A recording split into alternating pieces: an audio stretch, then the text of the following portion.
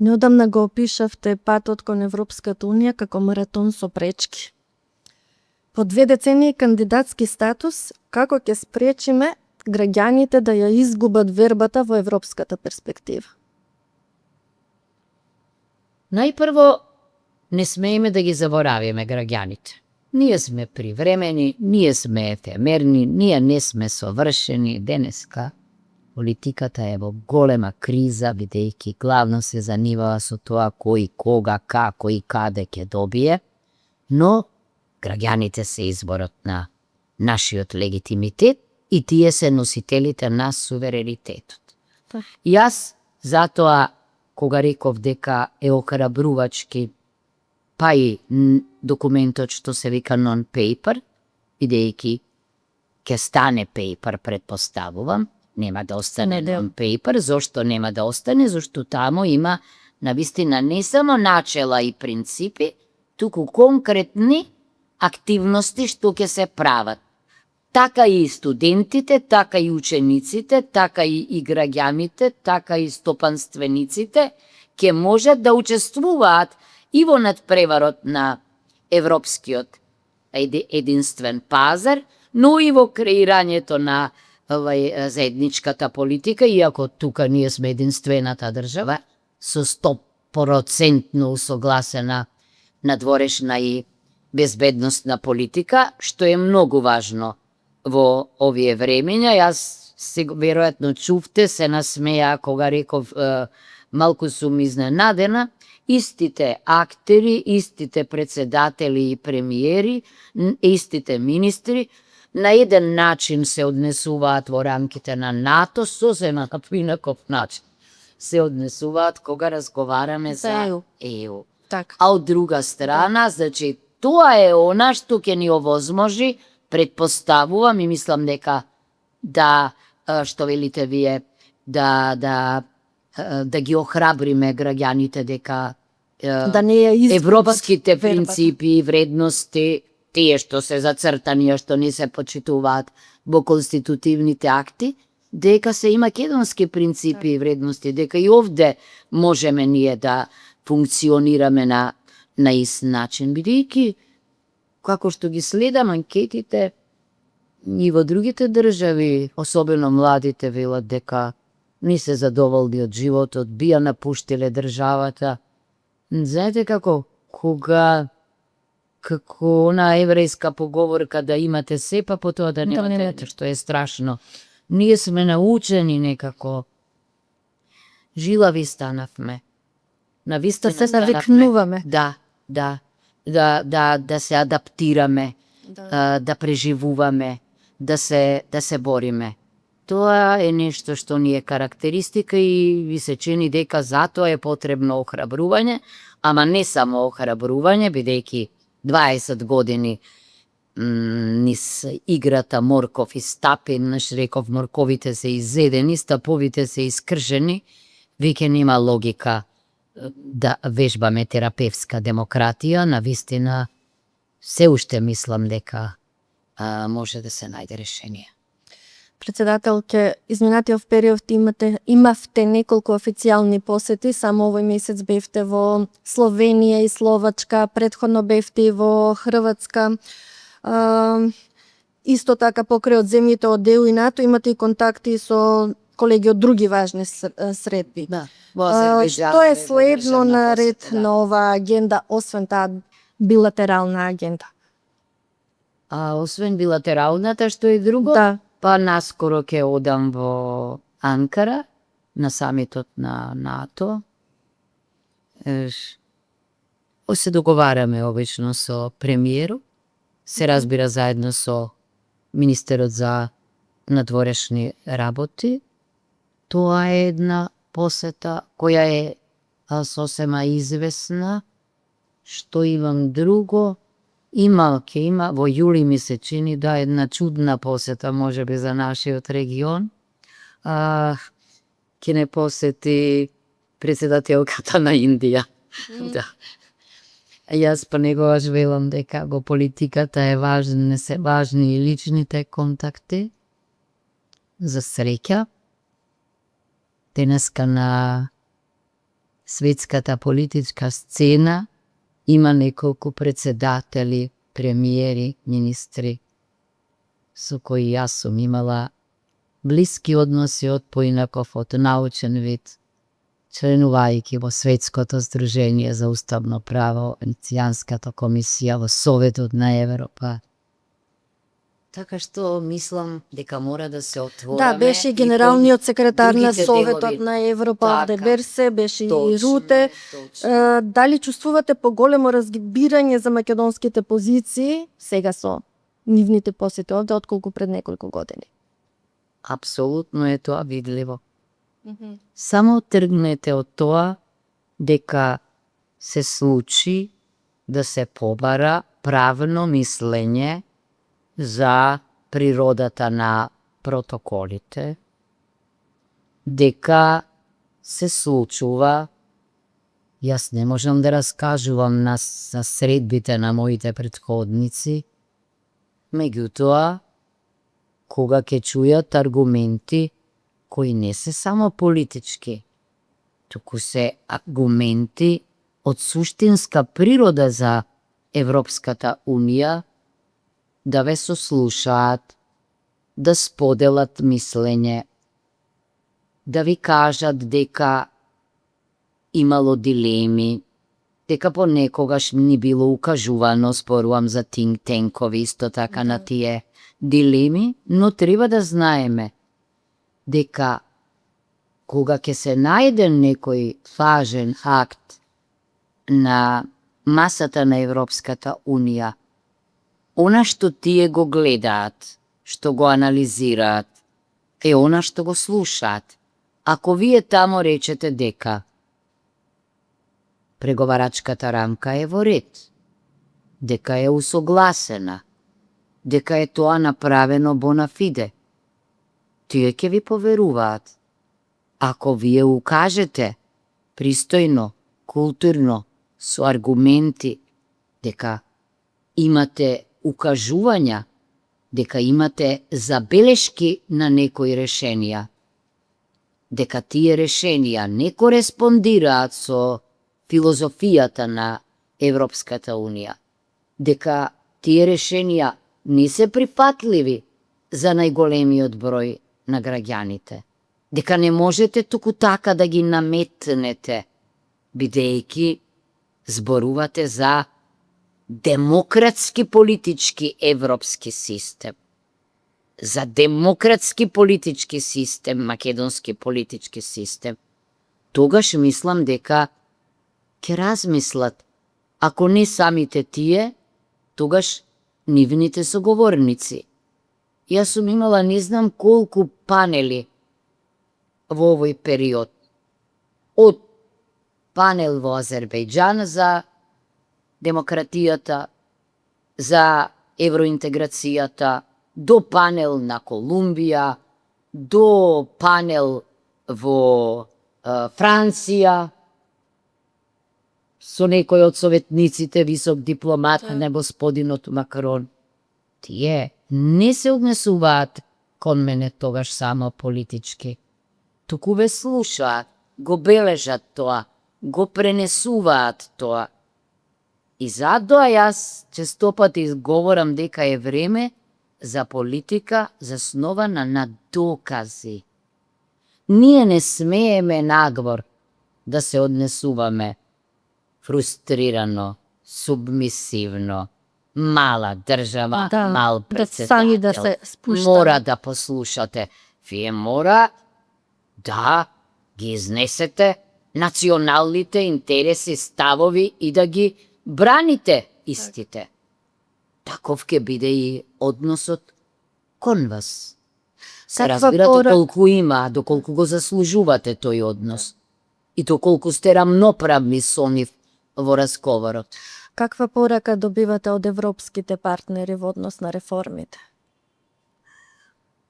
Јас се разбира, можам да кажам од средбите, дека велат дека сме во кондиција, дека работиме, но импресијата тука не е битна. Јас реков политика заснована на доказ. Доказ. Фактите во односот се многу поважни.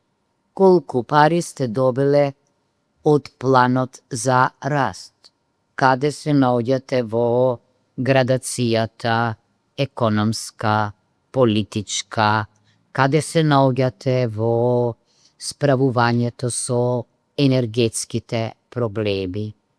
Тоа се нешта кои што кажуваат повеќе од зборовите. Каде ве предлагаат да членувате, зошто тоа е, зошто... Значи, има нешта кои не мора да се кажат, се гледаат од бројките. Реформите се тие. И затоа јас имам разбирање за доколку нон-пейперот стане добар пейпер, добар документ со точни агенди, временски агенди, профили на патот на секоја држава и така натаму. Тоа е многу битно. И јас тука се разбира ги охрабрувам реформите. Так, најавивте дека Македонија ќе го организира настанот Брдо Бриони. Зошто наместо Бриони, каде што требаше да се случи настанот, регионалните лидери ќе се соберат во Македонија? Ќе го спасува ли Македонија овој процес? Не знам дали да го употребам глаголот спасува, но тоа е знак на доверба.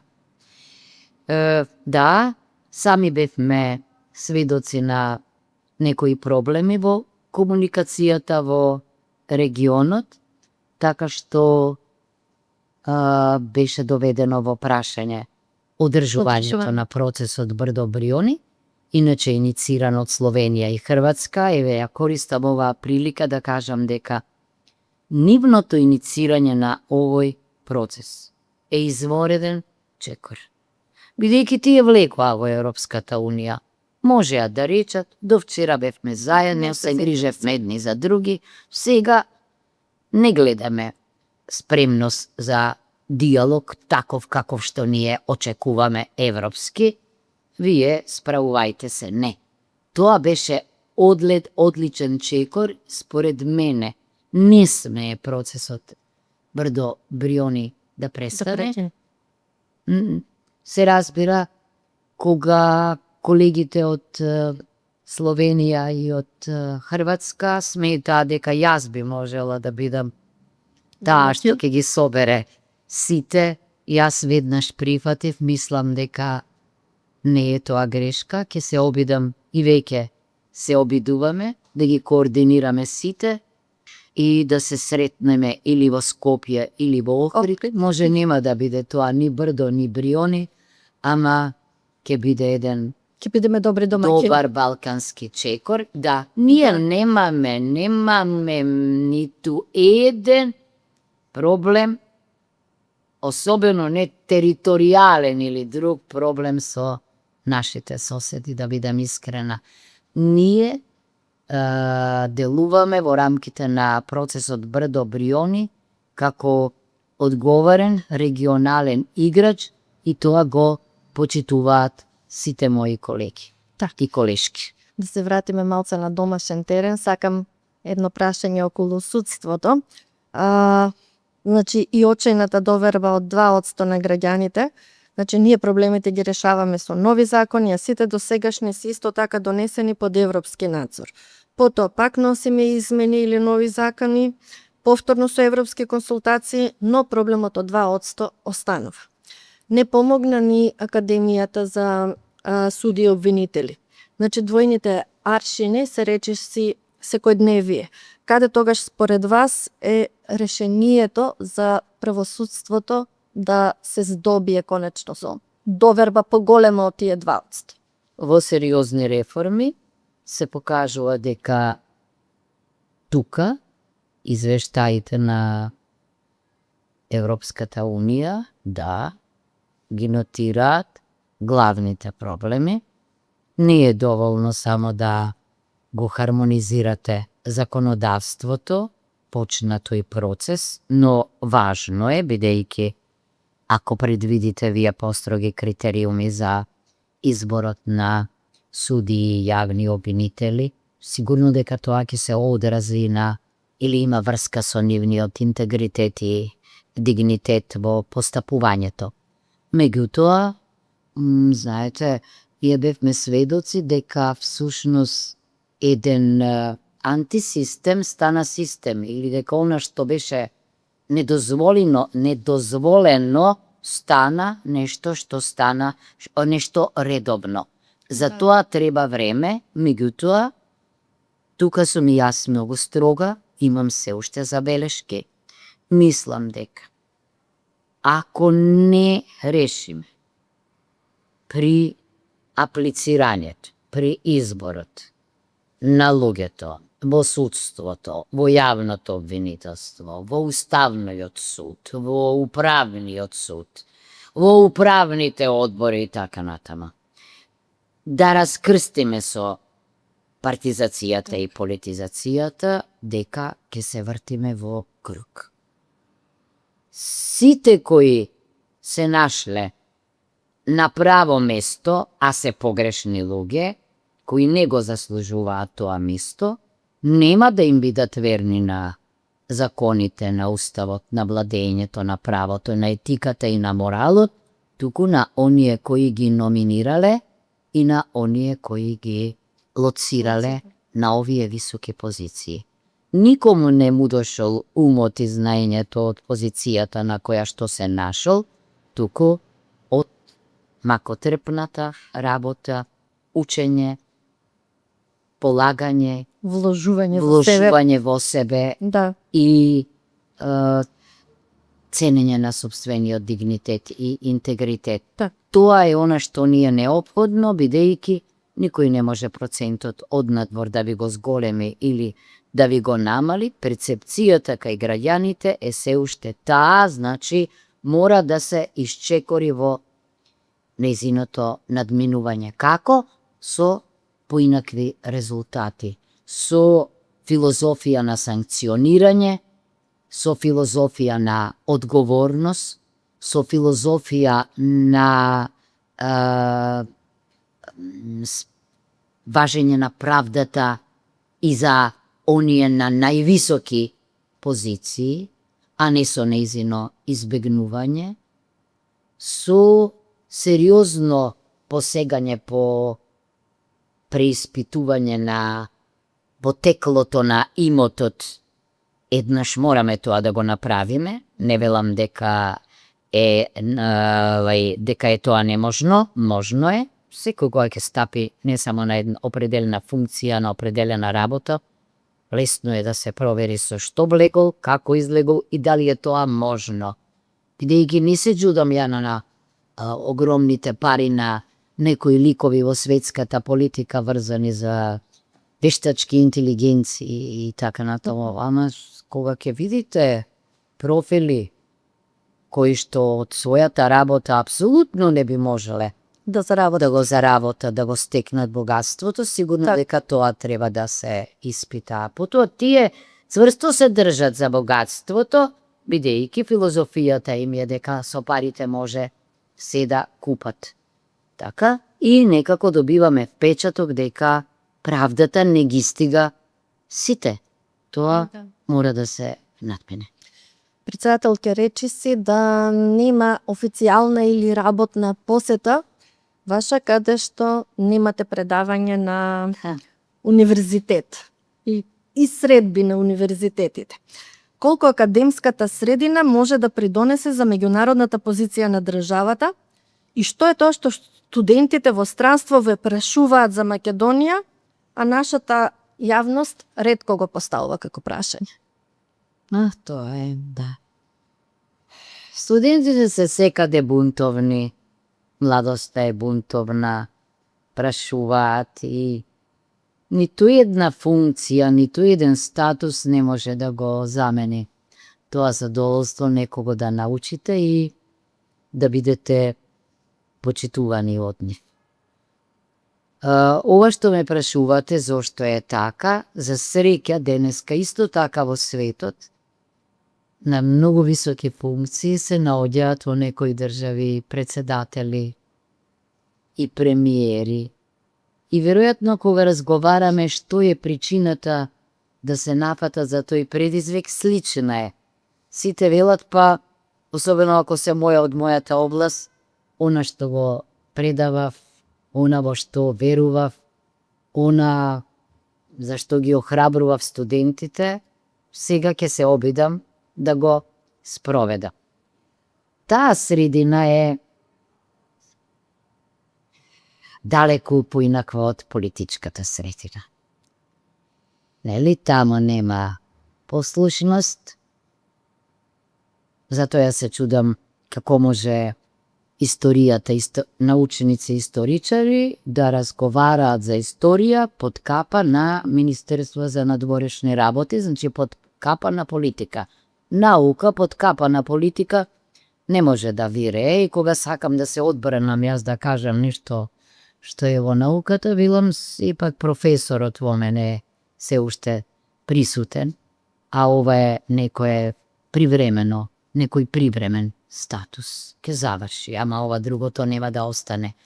Зашто зборувам? Да, за најактуелните проблеми, дури мислам дека и тоа има влијание врз градењето на ставовите и на некои политичари, бидејќи понекогаш и тие присуствуваат. Например, насловот на моето предавање на Колумбија беше Македонскиот маратон кон Брисел, што реков Се сеќавам, ја следев вашата посета таму. Или чекајќи го господинот Годо, да, прекрасен беше амбиентот. Таму го одложивте предавањето, имаше премногу студенти, премногу прашања. Знам, мислам дека требаше да заминете на средба на вечера со председателот Трамп, а вие дозволивте да продолжи и да студентите беа така. Не беа тие студенти за Македонија. Да, имаше од Кина и од Јапонија посебен впечаток ми оставија, има облечено маички со македонско знаме и бевте максимално испочитувани. Да, ма видовте и мојот соговорник, професорот по политички науки, беше експерт за евроинтеграции и се разбира, тој поставуваше и еретички прашања. Но предизвикот е друг. И траеше многу подолго од предвиденото. Да, тоа помага многу. Кога ќе видите вие во Генералното собрание ваш колега од Колумбија универзитетот, како ве охрабрува, па потоа ќе дојде кај вас, како ќе видите професор од Колумбија како ќе дојде ова лето, беше 10 дена во Охрид, за да не охрабри, за да ме праша како да ми помогне. Кога ќе отидете во Словенија и ќе си ги видите сите членови на комисијата кои се во подлабока возраст од мојата, како дошле да ве удостојат, прекрасно е. Ама тоа не е случајно. Меѓу нив, неколкуте се исто така биле политички ангажирани. Кога ќе одите во Хрватска и кога ќе одржите предавање, кое исто така се однесува на ветото, на пречките, на нашиот пат, и тоа е убава прилика. Тамо се професорите, но исто така некои од нив биле или сега се во политиката и така натамо. И луѓе од знаење можат да проценат. Веќе мислам дека ми одговоривте на следното прашање, ми беше и може да проценат и што е најважно, ценат знаење, ценат заење. Неодамна о кабинетот заедно со колегата Иванов дојде една група на луѓе кои биле бивши министри, бивши председатели, познати експерти, бидејќи се тие во оној форум за диалог меѓу цивилизациите, за културна дипломатија. Меѓу нив имаше имиња кои што се врвни. Кога ќе одите на Генерално собрание и потоа во Харвард клубот ќе ги видите бившите председатели, премиери и представници на Европската унија, тогаш и ќе ви изразат поддршка. Тоа е нешто многу важно. Истото се однесува кога ќе отидете на Јел клубот или кога ќе отидете во Париз.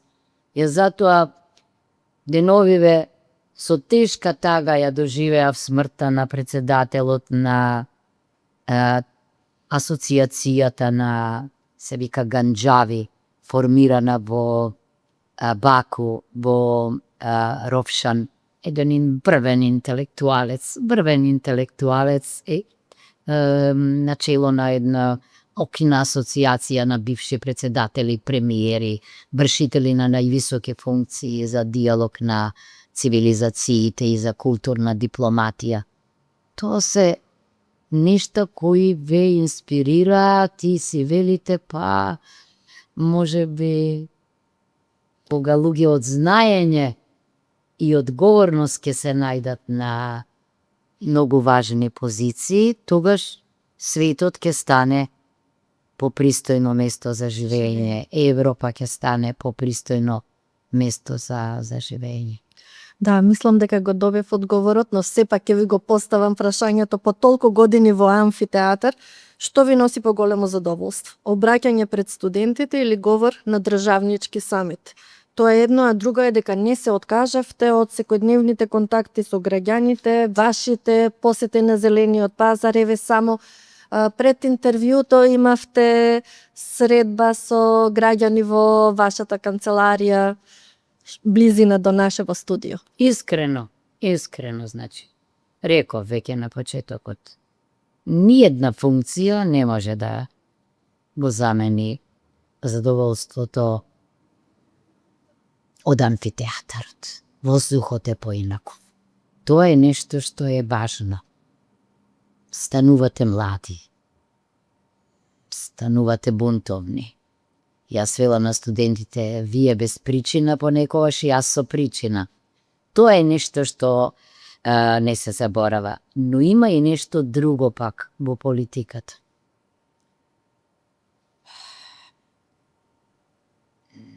Да не беше оваа функција, јас нема да можев да си го запознам народот одблиску. Кога сте професор, да, студентите се тие кои што доаѓаат од различни средини со различни статуси. Ама во случајов јас, кога одите во кампања, вие ја гледате, доживувате одблиску, со сите проблеми, со сите доблести. И тоа е многу убаво, охрабрувачко, кога гледате дека ве прашуваат, ви одговарате, ве охрабруваат, дека јас не грешам. Тоа е невозможно. Невозможно е. Секој човек греши. Меѓутоа, мислам дека е важно да ги убедувате луѓето, како и студентите, така и луѓето, дека сте тамо заради нив, а не заради својото статус или заради своето патување или да не кажам заради некои привилегии кои мене многу ме нервираат, да бидам искрена. А ова што споменавте зелен пазар или не знам гарсон или крин, многу ми не достигаат. Како дете, еве денеска се чувствував овде, како во старото мало, а денешната средба со децата, јунаци, кои го победиле ракот, и не знаев за тоа, дека кога ќе оздраве некое дете, во болницата имало звонат, звонат. Така. И сега се сите успешни во својата област, е нешто кое ве тера да заклучите дека искушенијата се некогаш не се случајни, никогаш изгледа не тестира нешто, дали сме издржливи, дали може да се одбраниме, и ги гледам јас нив, како да вика, аба што ми може мене една болест, па и не знам каква, нека е, ќе ја победам. Да. Сите, и не само што студира, замислете, во Франција или... Го поминале најлошото, сега за нив нема ништо. И затоа треба ние да создадеме услови за еднаквост на нивните шанси. за нивните родители исто така да размислуваме, како што, да бидам искрена, и другата средба беше трогателна, бидејќи беа луѓе бранители од 2001 година. Так. Ние не смееме да заборавиме на нивната жртва. Так. Значи, тоа треба да внимаваме за нив и треба достоинството да им го сочуваме. Так. Председателке, вие сте на половина од мандатот. Што е она што го замислувавте поинаку кога влеговте во председателскиот кабинет и што најмногу ви изненади откако станавте председателка? Во кабинетот, што ме изненади? Не знам, не е тоа за зборување, меѓутоа, да.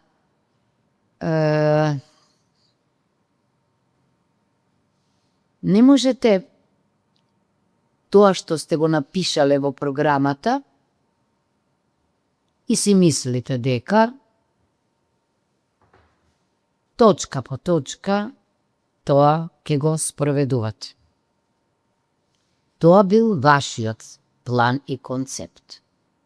За да дојде до негово реализирање, не се доволни само луѓето околу вас, да не заборавиме, најголемиот дел од нив сте ги наследиле. Тие си се вработени. Која сум јас сега, да речам, вие нема да видите овде, ке си одите, јас ке донесам мои луѓе и така натаму. Јас гледам тоа да го направам во минимални рамки, бидејќи се работи за трошоци. И за тоа кога ме прашуваат за советници, да, немам јас многу советници, за евроинтеграција имам, за закони имам, зашто тоа ми е неопходно за да може вие да подпишете указ. Треба знаете све за предметот, треба некој врвен правник, да не има нешто неуставно, да не има проблеми, евроинтеграција, да и воопшто не водам сметка дали некој бил во времето на некоја друга власт или не. Гледам кое знаење тоа да го терате ви треба. Ама главно, проблемите вас ви диктираат како ќе се однесувате. Бидејќи, она што мислам дека е најважно за мене. Ако си заминете од факултет и студентите без оглед во која партија си ве сакаат и ве почитуваат, тоа е најважното, ти сте ги научиме. Истото е и со луѓето. Вие мора луѓето очекуваат да ги сретнете. Очекуваат луѓето ако слават на некој универзитет 80 години или на театар, тамо да бидете. Да. А јас сум човек кој сака по свое. Јас сакам тоа што го кажувам да ја имам мојата боја. И јас да го напишам, а тоа е просто невозможно секогаш. Тоа бара голема работа. Значи, бомбардирани сте секој ден од барања да ве посетат, да ги удостоите, да ги посетите. Тоа е лента што не можете да ја контролирате. И сега кога ние сами ќе останеме, се смеам јас понекогаш навечер, тамо со обезбедувањето, бидејќи не сте ја довршиле работата, вие останувате да речете, ама чекајте мојава програма и агенда, чекајте сега оваа што ви ја кажуваат. Ама вреди. Кога ќе одите вака на улица овде, па ќе ви мафтаат од кола, ќе ви свират, ќе ве застанат и вие ќе застанете со нив, ќе си разговарате. Тоа е нешто, не знам како да го опишам. Сега, политичкиот ангажман понекогаш до таа мера времето ви го диктира, што семејството може да биде оставено на маргините, за жал. И потоа имате страшна грижа на совест. Тоа е и кај Па си нашата викам професија јас, малку. знам, па си викам јас, да не беше поубаво да си ја чувам Роса, нука ми одошто. Но, кога ќе се нафатите на нешто, јас сум борец, иначе си кажувам, борец сум, да. А повелате, од кај можете сила, енергија, време? Може. Се е во умот. Ако вие сте убедени дека може да направите нешто добро и дека вреди тоа да го направите, не можете сама да го евалуирате, другите ќе го евалуираат, ама да, ја знам дека можеби не сечи очекувања сум исполнила, но јас не можам да излезам понекогаш од надлежноста, бидејќи јас верувам во потребата од спреги и кочници од поделбата на власта. Не може мојот говор да биде како на факултет. Затоа може би мене не знам од каде ми извира енергијата кога ќе отидам на Колумбија или во Љубљана. Ама овде морате да ги мерите зборовите, да внимавате, никого да не повредите, никого да не навредите, ама пак исто така и секому да кажете без оглед на неговиот статус и на големината на неговата држава. За некои работи отворено дека поинаку мислам дека може би треба да го чуете, да ја чуете и да го чуете и нашето видување. Може би не можете од далеку да видите дека поинаку се работите. Тоа е тешка работа. Верувам. Тешка работа е, но пак важно е да не сме ние фрустрирани само заради тоа што доаѓаме од малата држава. Не, јас тоа одамна сум го надминала и апсолутно кога ги кажувам нештата, ги кажувам така како што мислам, така се и никогаш не заборавам кого представувам. Никогаш. Никогаш нема да си дозволам јас да ги забавувам останатите. Никогаш нема да дозволам некој да си лекува комплекси. На мене нема тоа да го кажам со кавга, со расправа, тогаш ги користам аргументите на професијата што ја имам и мислам дека тоа е понекогаш причината што некој од Индија ќе сака да дојде Да не посеќа. кај нас, или да ве насмеам што некој од Азербејџан во клучната студија за посетите на председателите во претходните неколку години на насловната, еве требаше да донесам, не беше непријатно, ќе ве стави вас, па ќе го пражувате зошто. Македонската председателка. А ќе рече некој не ви е јасно? Не, од мене ништо не може тие да добијат, освен став, видување. И затоа се во право оние автори кои велат дека ЕУ треба да подразмисли околу методологијата на преговорите. Не може, значи, тоа да биде молчи и слушај, како постар брат и помлад или богат и сиромашен. Не. И кандидатите за кандидати имаат што да кажат.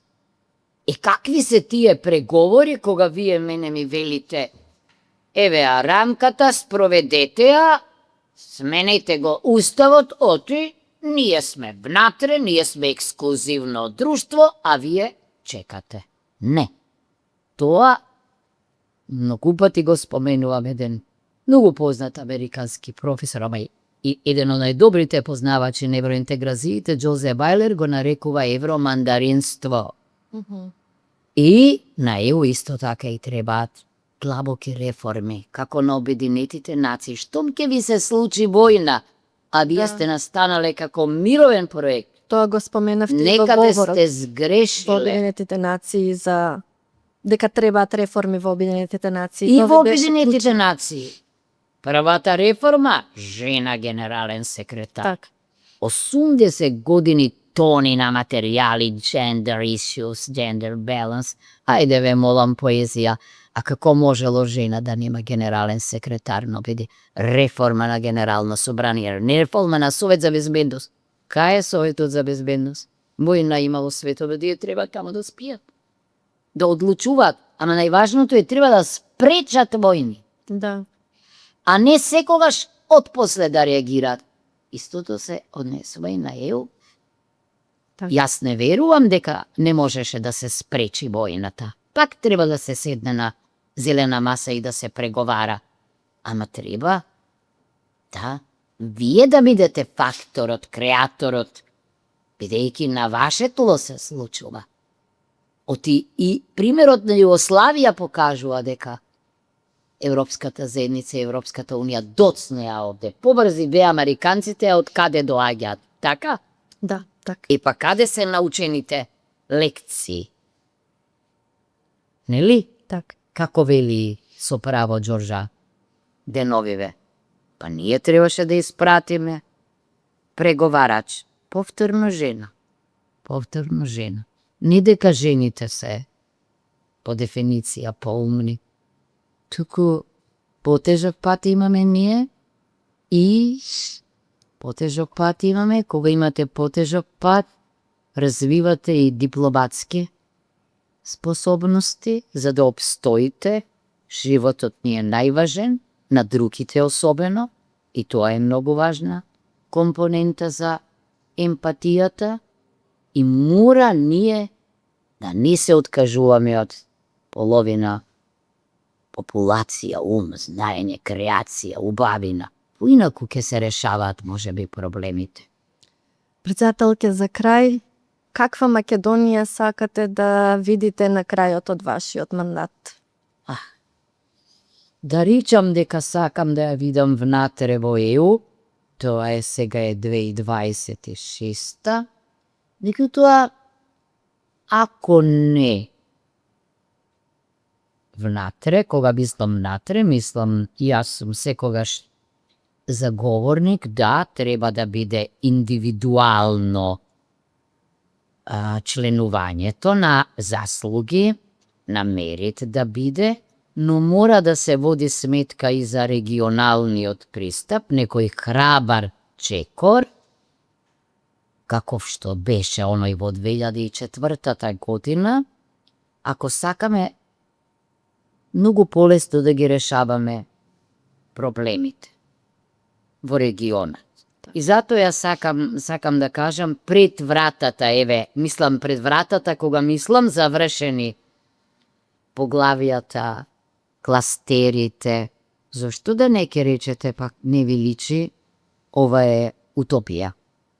Видите како брзо чекореше во отварањето и затварањето Албанија, а ако може Украина и Молдавија технички така брзо да напредуваат, бидете сигурни дека ние можеме многу побрзо. Значи, сакам известност.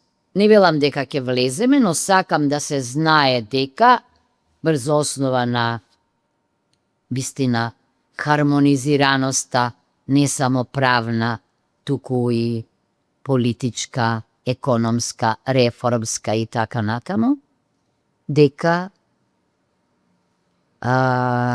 сте тука и дека во секој момент можете да влезете. Сама ниту една власт тоа не може да го направи.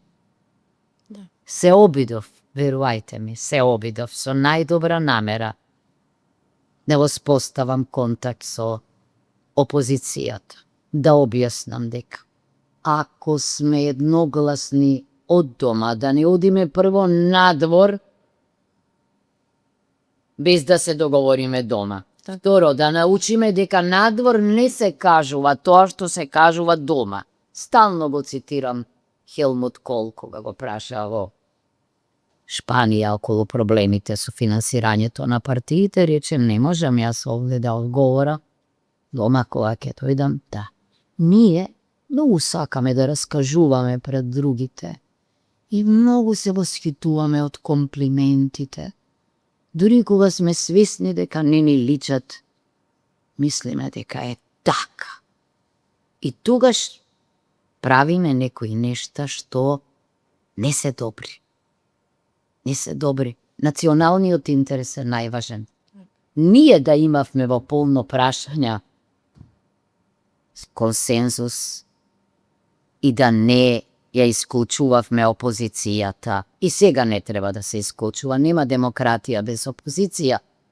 Многу полесно. Ние да речевме, извинете, имаме задршка во поглед на ова решение. Не е баш така. Не е баш така. Мора да ги прашаме сите, да им откриеме. Поинаку ќе гледаа на нас.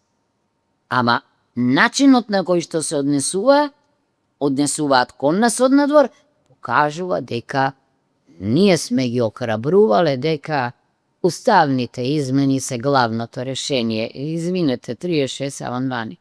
И сега нови. Решија нешто тие? Не. Не. Значи, јас не верувам дека онако ќе видите 2017 највисоки оценки во извештајот, 2022 највисоки оценки на извештајот и потоа еден драматичен пат. Не. Тоа убаво била тениска, common sense. Треба граѓаните имаат здрав разум и ние треба тоа да го знаеме, дека имаме здрав разум и дека утре ќе си заминеме, дека треба слободно да шетате по улицава, по моево мало, без да се срамите и да може да застанете со луѓето и да разговарате како што јас разговарам со ОСФ. Председателке, ви благодарам за разговорот. И јас ви благодарам. Ова беше веројатно најдолгиот, морам да кажам најискрениот, заради прашањата. Има логика тоа и да каже и на сожена. Благодарам уште. И јас многу ви благодарам.